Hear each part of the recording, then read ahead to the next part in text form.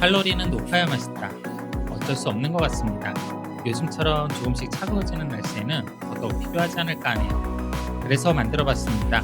누구나 좋아하면서 칼로리 높고 맵게 맛있는 음식. 사실 제가 더 필요합니다. 살이 자꾸 빠지네요. 한 해도 오늘의 요리 시작합니다. 떡볶이 떡 400g 준비했습니다. 물에 살짝 담가 불려주면 요리하기 더 좋습니다. 조금 더 맛을 생각한다면 뜨거운 물에 설탕과 소금을 조금씩 넣어 담가주면 맛을 조금 더 업그레이드 시킬 수 있습니다. 요건 참고만 할게요. 떡볶이에 들어가는 기본적인 부재료 손질합니다. 양파, 대파, 통마늘, 청양고추, 감자 사용할 겁니다. 양파는 잘게 썰어 준비하고 대파는 두 가지 방법, 잘게 썰기와 짤막하게 편썰기로 준비합니다. 대파는 맛을 풍부하게 해주기 때문에 넉넉하게 사용하는 것도 좋을 것 같네요.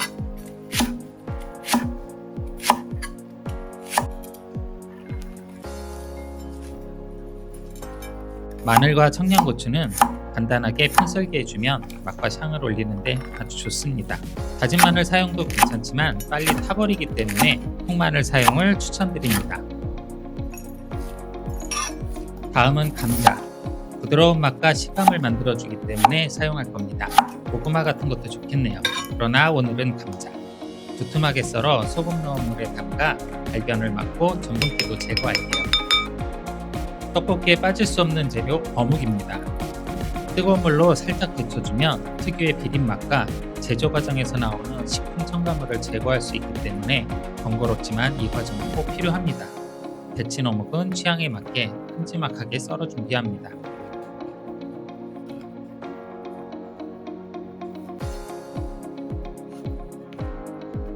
준비하다 보니까 재료가 많아지네요. 오늘은 칼로리 높이기니까 맛을 더 풍부하게 해줄 베이컨과 비엔나 소세지도 준비했습니다. 베이컨은 볶음 요리 크기로 잘라주고 비엔나 소세지는 익으면서 터질 수 있기 때문에 칼집을 내어주면 됩니다. 이렇게 하면 부재료는 모두 준비된 것 같네요. 떡볶이 요리 시작합니다. 우선 베이컨을 볶아 기본 맛을 만들어 줄게요. 고기를 굽고 난 다음 야채를 그 위에 볶아주면 더 맛있는 그런 원리라고 생각하면 될 것 같습니다. 베이컨에서 기름이 살짝 나오고 익기 시작하면 여기에 버터를 넣어줄 겁니다. 베이컨과 버터의 풍미가 기본 맛을 아주 풍부하게 줄 거예요. 베이컨이 충분히 익고 나면 여기에 양파와 대파, 통마늘을 넣어 향을 올려줍니다. 재료들이 부드러워지면서 풍미를 올려줄 거예요. 양파가 투명해질 정도로 익혀주면 됩니다. 그리고 맛있는 매운맛과 향을 위해 페페론치노를 손으로 잘게 부셔 넣어 재료들과 잘 혼합되도록 볶아주고 떡볶이에 빠질 수 없는 재료, 고추장도 같이 넣어 볶아줍니다. 볶은 고추장은 그냥 물에 풀어 사용하는 것보다 더 깊은 맛을 주기 때문에 이 방법을 이용하면 아주 맛있는 매운맛을 만들 수 있습니다.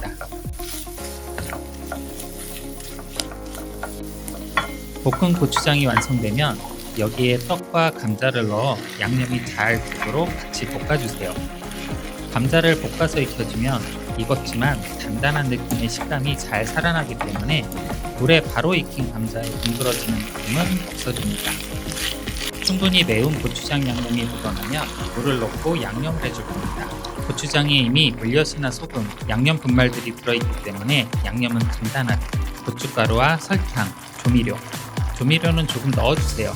밍밍한 허전한 맛이 사라집니다. 그리고 매실액과 간장을 넣어 국물에 재료들이 졸여지도록 계속 저어주세요. 불은 계속 약불을 이용할 겁니다. 약불을 이용해 충분히 맛이 배도록 하는 것이 중요할 것 같네요. 국물이 어느 정도 졸여지면 어묵과 비엔나 소세지를 투입. 국물이 많으면 어묵은 불어서 터지고 소세지도 삶아지는 느낌이 나기 때문에 국물이 충분히 졸여졌다 생각하면 넣어주세요.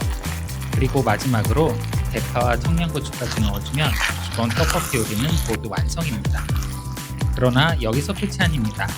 오늘은 칼로리를 더 높일 거니까요. 바로 생크림.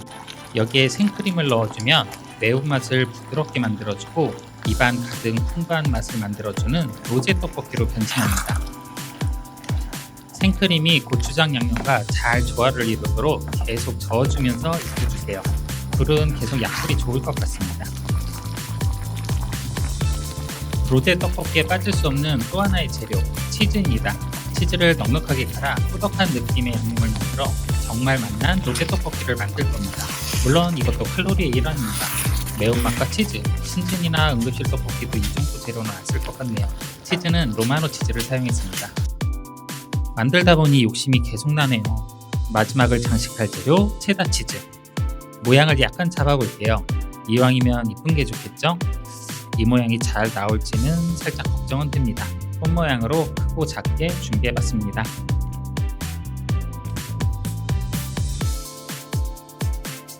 정말 마지막입니다. 로제 떡볶이에 모짜렐라 치즈를 듬뿍 얹어줍니다. 그리고 그 위에 예쁘게 준비한 체다 치즈를 올려줄 거예요.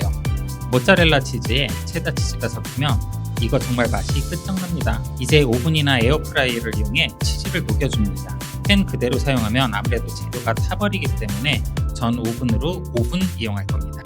용기가 괜찮으면 전자레인지도 가능합니다. 짜잔! 칼로리 가득한 매운 로제 떡볶이입니다. 파슬리로 마무리해 줄게요. 완성된 떡볶이가 멋진 자태를 보이고 오늘도 수고했으니 맥주 한잔 당연히 해야겠죠. 오늘은 냉장고에 필수나 오르게 돼 있네요. 쌉쌀함과 살짝 쓴맛이 있어 떡볶이와 잘 어울리지는 않을 것 같지만 일단 한잔 합니다.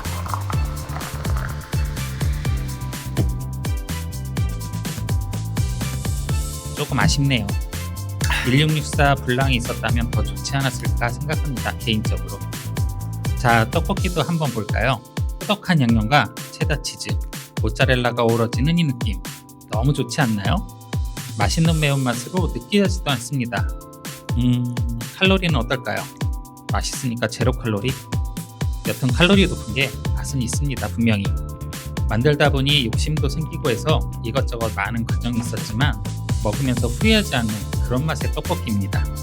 매운데 계속 먹게 되는 맛있는 매운맛과 베이컨과 버터, 치즈들의 풍미가 잘 살아있고 떡볶이 고유의 맛도 충분히 살린 그런 요리입니다.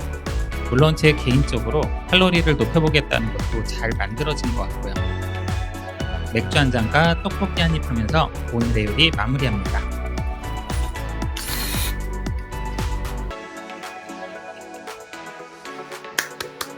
오늘의 요리 맛있는 매운맛의 로제 떡볶이였습니다. 감사합니다. 맛있게 드세요. 구독과 좋아요는 행복한 요리를 만드는 큰 힘이 됩니다.